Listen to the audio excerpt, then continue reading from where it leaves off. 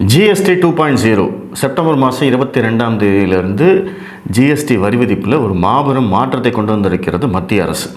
4 அடுக்குகளாக இருந்த ஜிஎஸ்டி வரி விதிப்பில் இப்போ 2 அடுக்குகளாக கொண்டு வந்திருக்காங்க. இந்த மாற்றம் மூலமாக மக்களுக்கு நிறைய சேமிப்பு இருக்கும்.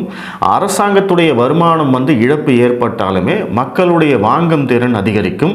அதன் மூலமாக அந்த வரி வருவாயை, அந்த இழப்பை ஈடு செய்ய முடியும் அப்படின்னு மத்திய அரசு நம்பியிருக்காங்க. அதற்காகத்தான் இந்த வரி விதிப்பு மாற்றம். ஆகஸ்ட் 15ஆம் தேதி சுதந்திர தின உரையில் பிரதமர் அவர்கள் தீபாவளி பரிசு காத்திருக்கிறது அப்படின்னு சொன்னார். தீபாவளிக்கு முன்னாடி நவராத்திரிக்கே இந்த மாற்றத்தை உடனடியாக அமல்படுத்தி இருக்கிறார்கள். நாடு முழுவதும் இந்த மாற்றம் வரவேற்பை பெற்றாலும் எதிர்க்கட்சிகள் வழக்கம் போல குறை சொல்லிக்கிட்டே இருக்காங்க. சரி, இதில் குறை சொல்கிறதுக்கு என்னங்க இருக்குது அப்படின்னு கேட்டால், நாங்கள் முன்னாடியே சொன்னோம்ல, இதையே இப்போ இவ்வளோ நாள் கழித்து பண்ணுறீங்க, இதை நாங்கள் ஆரம்பத்திலிருந்தே சொல்லிக்கிட்டு இருக்கோம் அப்படின்னு சொல்கிறாங்க. முதல்வர் ஸ்டாலின் அவர்கள் ஒரு அறிக்கை வெளியிட்டிருக்கார். 8 வருஷத்துக்கு முன்னாடியே இந்த நடவடிக்கையெல்லாம் எடுத்திருக்கணும், அப்போ இருந்தே நாங்கள் சொல்லிக்கிட்டு இருக்கோம் அப்படிங்கிறார். 8 வருஷத்துக்கு முன்னாடி தான் ஜிஎஸ்டி வந்தது. ஜிஎஸ்டி எதற்காக கொண்டு வந்தாங்க? இந்தியாவில் இந்த வரி விதிப்பு பயங்கர சிக்கலான குழப்பத்தோடு இருந்தது. எல்லா மாநிலங்களுக்கும் தனித்தனியான வரி விதிப்புகள், அதுவும் அந்தந்த வரிகள் பார்த்திங்கன்னா ஏகப்பட்ட வரிகள். இந்தியா முழுவதும் கணக்கெடுத்தால் மொத்தமாக 18 வகையான வரிகள் இருந்தது. அந்த 18 வகையான வரிகளையும் 4 அடுக்குகளாக மாற்றுறாங்க. 5, 12, 18, 28 இந்த மாதிரி 4 அடுக்குகளாக மாற்றி ஜிஎஸ்டி கொண்டு வராங்க. 18 4 மாற்றிருக்காங்க. 4 8 வருஷத்துக்கு அப்புறம் இப்போ 2ஆக மாற்றிருக்காங்க. அப்போ இன்னைக்கு 2ஆக மாற்றினதை எப்படி 8 வருஷத்துக்கு முன்னாடி பண்ண முடியும்? கொஞ்சம் கூட லாஜிக்கே இல்லாத குதர்க்கவாத கேள்வி அப்படிங்கிறது உங்களுக்கு புரியுதா? இதுக்கு நீங்கள் என்ன பதில் சொல்லுவீங்க? அப்போ ஸ்டாலின் அவர்களை பார்த்து நம்மளும் திரும்ப கேள்வி கேட்கலாம் இல்லையா? இன்றைக்கி நீங்கள் காலை உணவு திட்டம்னு கொண்டு வந்தீங்களே, இதையே 2011 நீங்கள் ஆட்சியில் இருக்கிற போது பண்ணலை. இன்றைக்கி கலைஞர் உரிமை தொகை இந்த மாதம் 1000 ரூபா கொடுக்குறீங்களே, நீங்கள் ஏன் இதை 2011 நீங்கள் ஆட்சியில் இருக்கிற போது பண்ணலை? இன்றைக்கி மகளிருக்கெல்லாம் இலவச பேருந்து அப்படின்னு கொடுக்குறீங்க இல்லையா? 2006-11 ஆட்சியில் நீங்கள் துணை முதல்வராக இருந்தீங்களே, அப்போ பண்ணியிருக்கலாமே, ஏன் பண்ணலை? இன்றைக்கி வெளிநாடெல்லாம் போய் ஃபோட்டோஷூட்லாம் பண்ணுறீங்களே, 2006-11 நீங்கள் துணை முதல்வராக இருந்தபோது அப்போல்லாம் வெளிநாடு போயிருக்கலாமே, அப்போ கூட நீங்கள் இன்னும் கொஞ்சம் எங்கே இருந்திருப்பீங்க, இன்னும் நல்ல ஃபோட்டோஷூட்லாம் பண்ணியிருக்கலாம், ஏன் பண்ணலை? இந்த கேள்விக்கெல்லாம் திமுக காரங்களோ ஸ்டாலின் அவர்களோ பதில் சொல்ல முடியுமா? ஏன்னா இதெல்லாம் குதர்க்கவாதம். அந்த மாதிரியான குதர்க்கவாதம் தான் இன்றைக்கி திமுக உள்ளிட்ட எதிர்க்கட்சிகள் செஞ்சுக்கிட்டே இருக்காங்க. நாங்கள் அன்றைக்கே சொன்னோம். நீங்கள் என்ன சொன்னீங்க? பாஜக கொண்டு வந்த ஜிஎஸ்டியே சரியில்லை அப்படின்னு நீங்கள் சொன்னீங்க. காங்கிரஸ் அரசாங்கம் கொண்டு வந்த ஜிஎஸ்டியில் சில மாற்றங்களை மட்டும்தான் பாஜக செஞ்சுருக்கு. இவங்க திரும்ப திரும்ப ஒரே விஷயத்தை தான் பண்ணிக்கிட்டு இருக்காங்க. நீட் தேர்வு காங்கிரஸ் தான் கொண்டு வந்தது. இதே திமுகவை சேர்ந்த இணையமைச்சர் காந்தி செல்வன் தான் அந்த மசோதாவையே தாக்கல் பண்ணார். ஆனால் இவங்க இன்னைக்கு நீட் தேர்வை எதிர்க்கிறோம் அப்படின்னு சொல்கிறாங்க. அதே காங்கிரஸ் தான் ஜிஎஸ்டியும் கொண்டு வராங்க. அவங்களால அதை அமல்படுத்த முடியல. அதற்கு காரணம், அன்றைக்கு இருந்த மாநிலங்கள் எல்லாமே ஜிஎஸ்டியை எதிர்த்தன. ஜிஎஸ்டி கொண்டு வந்தீங்க அப்படின்னா மாநிலங்களுக்கு வரி இழப்பு ஏற்படும், வருமான இழப்பு ஏற்படும். அதுக்கு நீங்கள் என்ன பதில் சொல்கிறீங்கன்னு கேட்டபோது காங்கிரஸ் கிட்ட பதில் இல்லை. பாஜக அதற்கு பதில் சொன்னாங்க. நாங்கள் அந்த இழப்பீடு தரோம், 5 வருடங்களுக்கு 14% அளவில் இழப்பீடு தருகிறோம் அப்படின்னு சொன்னதுக்கப்புறமா தான் மாநிலங்கள் எல்லாமே ஒத்துக்கொண்டு அந்த ஜிஎஸ்டி நிறைவேற்றப்பட்டது. 2017 கொண்டு வரப்பட்டது. அதற்கு பிறகு ஜிஎஸ்டி கவுன்சில் அப்படிங்கிறது ஒன்று அமைச்சு, அந்த கவுன்சில் மாதத்துக்கு ஒரு தடவை மீட்டிங் அமைச்சு, இது வரைக்கும் 100க்கும் மேற்பட்ட முறை அந்த கவுன்சில் கூடி அந்த ஜிஎஸ்டி 2017 கொண்டு வந்த ஜிஎஸ்டியிலேயே ஏகப்பட்ட மாற்றங்களை செய்திருக்கிறது. ஆனால் இதையெல்லாம் மறைச்சிட்டு நாங்கள் தான் 8 வருஷத்துக்கு முன்னாடி சொன்னோமே அப்படின்னா, 8 வருஷத்துக்கு முன்னாடி நீங்கள் என்ன சொன்னீங்க? ஜிஎஸ்டியே இருக்கக்கூடாது. இன்றைக்கி ஜிஎஸ்டி கலெக்ஷன் பாஜக அரசுடைய சாதனையாக பார்க்கப்படுகிறது. இவங்க என்ன பண்ணுறாங்க? அதை வேதனையாக மாற்றுவதற்கு இவங்க முயற்சி பண்ணிகிட்டு இருக்காங்க. இது ஒரு ஃபார்முலா மாதிரி பண்ணுறாங்க. எதெல்லாம் பாஜக அரசுடைய சாதனை, எதுவெல்லாம் பாஜக மோடி அவர்களுடைய சாதனை அப்படின்னு சொல்கிறாங்களோ அதையெல்லாம் இவங்க குறை சொல்லுவாங்க. இந்திய பொருளாதாரம் நல்ல வளர்ச்சியில் இருக்குது அப்படின்னு IMF சொல்கிறாங்க.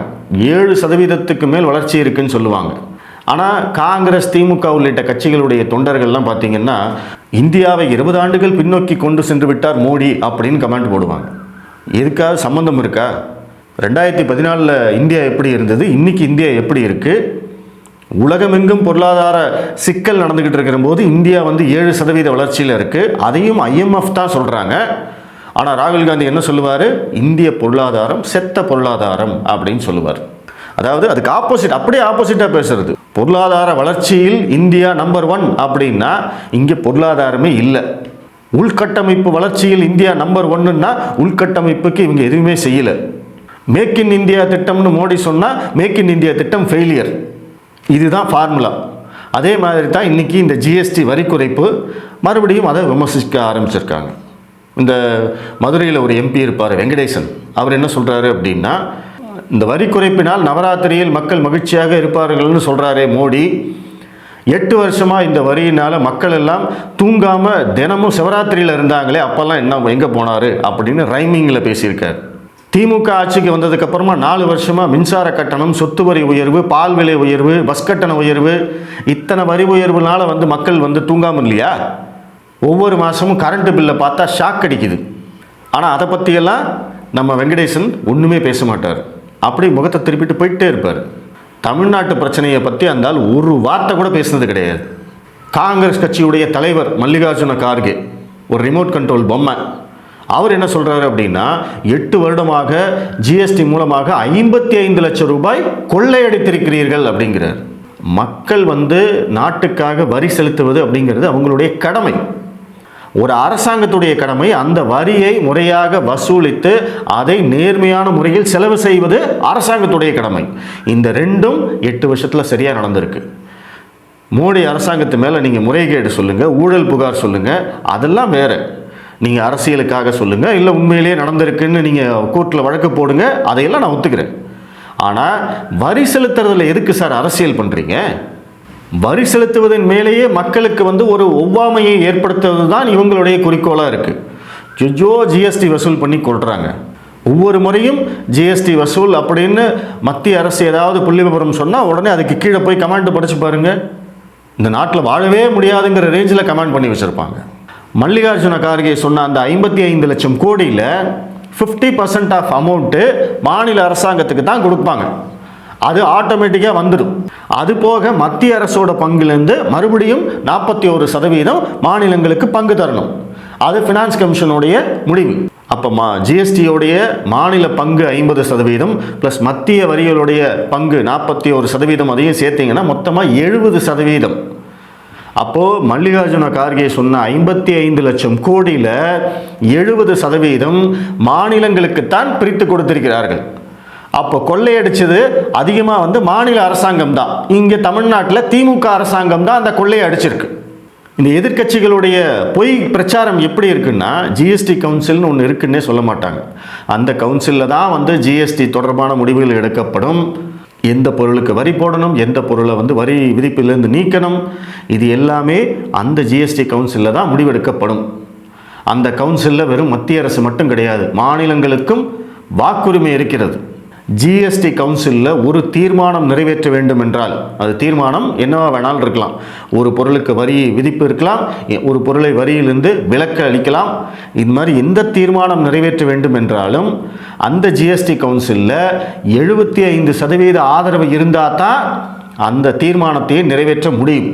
இதுதான் அந்த GST கவுன்சிலுடைய விதி. இதை விட ஜனநாயக பூர்வமாக எப்படி ஒரு அரசாங்கம் செயல்பட முடியும்? நம்மளுக்கு ஜனநாயகம்னா என்ன? பெரும்பான்மை தான் ஜனநாயகம். 100 பேர் இருக்கிற இடத்துல 51 பேர் ஒரு முடிவுக்கு ஒத்துக்கிட்டாங்க அப்படின்னா அதுதான் இறுதி முடிவு. அதை எல்லாரும் ஏற்றுக்கணும், 100 பேரை ஏற்றுக்கணும். ஆனால் அதையும் தாண்டி GST கவுன்சிலில் 75 பேர் ஏற்றுக்கொள்ள வேண்டும் அப்படின்னு வச்சுருக்காங்க. அப்படி ஜனநாயக பூர்வமாக GST கவுன்சிலில் கொண்டு வரப்பட்ட தீர்மானங்களையே இவங்க வந்து என்ன சொல்லுவாங்க, நிர்மலா சீதாராமன் ஃபோட்டோ போட்டு பாருங்கள், தயிருக்கு GST போட்டாங்க, நாப்கினுக்கு GST போட்டாங்க, அதுக்கு GST போட்டாங்க, ஜாமுக்கும் பன்னுக்கும் GST போட்டாங்க. இவங்க எல்லாருக்கும் வந்து ஒரு மறதி இருக்குது. அதாவது 2017 பாஜக அரசு GST கொண்டு வரதுக்கு முன்னாடி இந்தியாவில் வந்து எந்த வரியுமே இல்லை அப்படிங்கிற மாதிரி இவங்கெல்லாம் வந்து பேசிகிட்டு இருப்பாங்க. அத்தனை பேர் அப்படி தான் பேசுகிறாங்க. 2017 GST வரதுக்கு முன்னாடி இதை விட அதிகமான வரி அங்கே அப்போ இருந்தது. அப்போல்லாம் யாரும் வந்து ஐயோ வரி விதித்து கொள்கிறாங்களே அப்படின்னு பேசலை. ஆனால் இன்றைக்கி அதை விட குறைவாக, அதை விட எளிமையாக வரி செலுத்த முறை வந்ததுக்கப்புறமா வரி கட்டுறதையே வந்து ஒரு பிரச்சனையாக ஆக்குறாங்க. இதில் வேறு நம்ம முதல்வர் ஸ்டாலின் அவர்கள் சொல்லியிருக்காரு, தற்போது அறிவிக்கப்பட்டுள்ள வரி குறைப்பில் சரிபாதி அளவு மாநில அரசுகளின் பங்கிலிருந்து தான் செய்யப்படுகிறது. இந்த உண்மையை ஒன்றிய அரசு மறைப்பதாலும் பாராட்ட மறுப்பதாலும் இதனை சுட்டிக்காட்ட வேண்டியது எனது கடமையாகிறது. எப்படி? இப்போ நான் சொன்னேன்ல, சரிபாதி அளவு. அப்போ மல்லிகார்ஜுன கார்கே கொள்ளையடிச்சாருன்னு சொன்னாங்களே, சரிபாதி அளவு ஸ்டாலினும் கொள்ளையடிச்சிருக்காருல்ல. வெங்கடேசன் சொல்கிறாரு, சிவராத்திரி மாதிரி மக்கள்லாம் வந்து முழிச்சிருந்து கஷ்டப்பட்டாங்கன்னு, அதுக்கு ஸ்டாலினும் பாதி அளவு காரணம் தானே.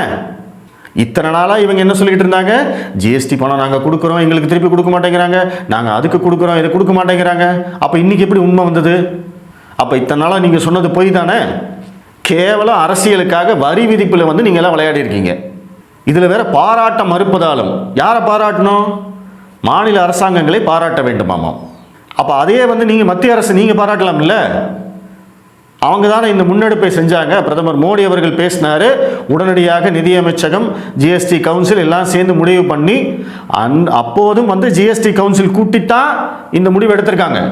நீங்கள் பாராட்டலாமே, ஏன் பாராட்ட மாட்டேங்கிறீங்க? இதில் உடனே உள்குத்தும் இருக்கும். மற்றொரு புறம் ஒன்றிய பாஜக அரசு மாநிலங்களுக்கு நியாயமாக சேர வேண்டிய நிதியை தர மறுத்து வருகிறது. இந்த நிதியை நியாயமாக சேர வேண்டிய நிதி, இதை மட்டும்தான் திரும்ப திரும்ப சொல்லுவாங்க. சரி, எவ்வளவு நிதி?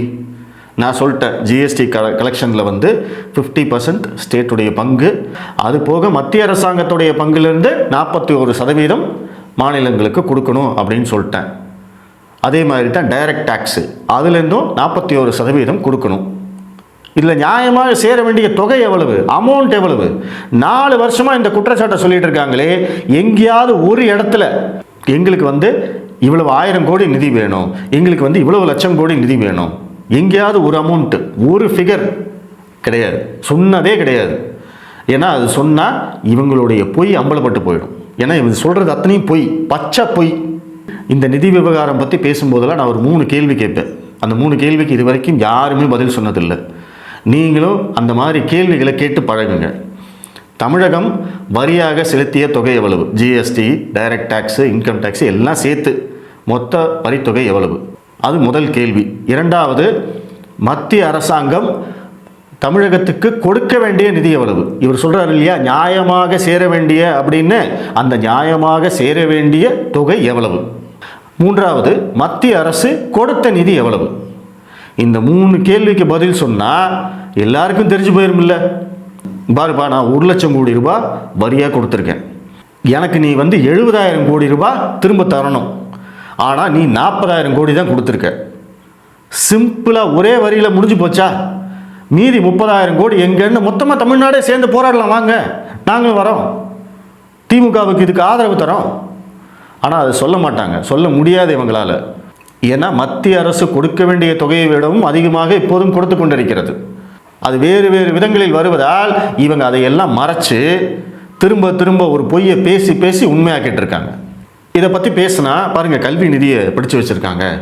நாங்கள் இந்தி திணிப்பை ஏற்க மறுப்பதால் ஒருங்கிணைந்த கல்விக்கான நிதியை தமிழகத்துக்கு தர மறுக்கிறார்கள்னு சொல்லி அதுலேயும் ஒரு பொய்யை சொல்லுவாங்க. அது வந்து ஒருங்கிணைந்த கல்விக்கான நிதி அல்ல. 2500 கோடி ரூபாய் என்பது பிஎம் ஸ்ரீ பள்ளிகளுக்கானது. அந்த பிஎம் ஸ்ரீ திட்டத்தை தமிழகம் ஏற்றுக்கொள்ள மறுத்துவிட்டது. நீங்கள் பிஎம் ஸ்ரீ திட்டத்தை அமல்படுத்தினா அந்த நிதி உங்களுக்கு தரத்துக்கு தயாராக இருக்கும் அப்படின்னு மத்திய கல்வித்துறை அமைச்சர் தர்மேந்திர பிரதான் சொல்லிகிட்டே இருக்கார். நீங்கள் தமிழகம் முழுவதும் புதிய தேசிய கல்விக் கொள்கையை ஏற்றுக்கொள்ள வேண்டிய அவசியம் இல்லை. அந்த பிஎம் ஸ்ரீ பள்ளிகள் எங்கெங்கெல்லாம் வருதோ அங்கெல்லாம் இந்த தேசிய கல்விக் கொள்கை முழுமையாக அமலாகும், அவ்வளவுதான். அதுக்கு அவங்க 2500 கோடி ரூபாய் நிதி கொடுக்குறாங்க. நீங்கள் அதை ஏற்றுக்கிறதுக்கு மறுக்கிறீங்க. காரணம் என்ன? அந்த பேர்லேயே வந்து பிஎம் ஸ்ரீ பள்ளிகள், பிரதம மந்திரி அப்படிங்கிற பேர் இருக்குது. அந்த பேரோட எது வந்தாலும் நாங்கள் ஏற்றுக்க மாட்டோம். அதுதான் திமுகவுடைய ஒரே கொள்கை. இப்போ மின்சார பேருந்துகள் வாங்குறதுக்கு ஒவ்வொரு மெட்ரோவுக்கும் ஒவ்வொரு மாநிலத்துக்கும் வந்து பார்த்திங்கன்னா மத்திய அரசாங்கம் நிதி தராங்க. எல்லா மாநிலங்களும் அந்த திட்டத்தில் சேர்ந்து 600, 700, 1000ன்னு மின்சார பேருந்துகள் வாங்கி ஓட்டிகிட்டு இருக்காங்க. ஆனால் தமிழக அரசு அந்த திட்டத்தில் சேர மாட்டேன்ட்டாங்க. கேட்டால் வந்து இல்லை அவங்க வந்து நிதி தரேன்னு சொல்லுவாங்க, அப்புறம் தரமாட்டேன்னு சொல்லுவாங்க, அப்படி இப்படின்னு ஏதாவது சமாளிக்கிறது. நாங்களே வந்து மின்சார பேருந்து வாங்க போகிறோம் அப்படின்னு. ஏன்னா மத்திய அரசோட நிதி, அதில் நீங்கள் ஊழல் பண்ண முடியாது, அதில் இவங்க ஸ்டிக்கர் அடிக்க முடியாது, மத்திய அரசு கொடுத்த பேருந்துன்னு இருக்கும். அதனால் அதுக்கு ஒத்துக்க மாட்டோம். மத்திய அரசோட திட்டம் எதுவுமே வரக்கூடாது. இதே மாதிரி தான் ஒரு 250 ஆம்புலன்ஸ் மோடி அவர்களுடைய படம் போட்டிருக்கு அப்படிங்கிறதுக்காக இப்போ வரைக்கும் சும்மா தான் நிறுத்தி வச்சுருக்காங்க. இதுதான் இந்த ஆட்சியுடைய லட்சணம். ஆனால் இந்த உண்மையெல்லாம் எடுத்து சொல்ல வேண்டிய ஊடகங்கள் தூங்கிட்டு இருக்கும். இந்த கேள்வியெல்லாம், நான் கேட்ட கேள்வியெல்லாம் ஊடகங்கள் இவங்ககிட்ட கேட்கணும்ல, கேட்க மாட்டாங்க. திமுக கேட்கக்கூடிய கேள்விகளை மட்டும் எடுத்துகிட்டு வந்து பேசிக்கிட்டே இருப்பாங்க. இந்த வரி குறைப்பினால் பாஜக அரசுக்கு ஒரு நல்ல பேர் கிடைக்க போகுது. இப்போ வரியை குறைச்சிருக்காங்கப்பா, இவ்வளவு நம்மளுக்கு மிச்சமாகுது அப்படிங்கிற அந்த விஷயத்தினால மக்களுக்கு பாஜக அரசாங்கம் மேலே ஒரு அபிமானம் இருக்கும். அது நடக்கக்கூடாது. இத்தனை நாளாக கொள்ளையடிச்சிங்களே, இத்தனை நாளாக திருடுனீங்களே, ஏப்பா வரி வாங்குறது என்ன கொள்ளையடிக்கிறது திருடுறதுமா? அப்படி அவங்க என்ன வீட்டுக்கு எடுத்துகிட்டு போயிட்டாங்களா நிர்மலா சீதாராமன்? ஒரு ஊழல் குற்றச்சாட்டு அவங்க மேலே சொல்ல முடியுமா? இதற்கு முன்னாடி ப. சிதம்பரம்னு ஒருத்தர் இருந்தார், என்னவெல்லாம் பண்ணார். அந்த மாதிரியா இருக்காங்க அவங்க? அவங்க பொண்ணு கல்யாணத்தை கூட காதும் வச்சா மாதிரி யாருக்கும் தெரியாமல் நடத்திட்டு போகிறாங்க. இங்கே இருக்கிற லோக்கல் கவுன்சிலரே அப்படி கல்யாணம் பண்ணாருன்னா பல கோடி ரூபாய் செலவு பண்ணி பண்ணுவார். நாட்டுடைய நிதியமைச்சர் அவங்க சாதாரணமாக கல்யாணம் பண்ணுறாங்க. அப்படிப்பட்ட நிதியமைச்சரை பார்த்து தான் இவங்கெல்லாம் குற்றம் சொல்லிட்டு இருக்காங்க. ஜிஎஸ்டி 2.0 கொண்டு வந்ததற்காக பாரத அரசாங்கத்தை, மத்திய அரசை நம்ம பாராட்டணும். மோடி அவர்களுக்கும் நிதியமைச்சர் நிர்மலா சீதாராமன் அவர்களுக்கும் பாராட்டுக்களும் நன்றிகளும். இதை குற்றம் சொல்கிறவங்க முழுக்க முழுக்க அரசியல் உள்நோக்கத்துக்காகவும் அவர்களுடைய வன்மத்தை தீர்த்து கொள்வதற்காகவும் தான் குற்றம் சொல்கிறார்கள் அப்படிங்கிறதுல எந்த சந்தேகமும் இருக்க வேண்டியதில்லை. இந்த வரி பிரச்சனையில் அரசியல் செய்பவர்களை கண்டிப்பாக தேச விரோதிகள் தான் சொல்லணும். நன்றி.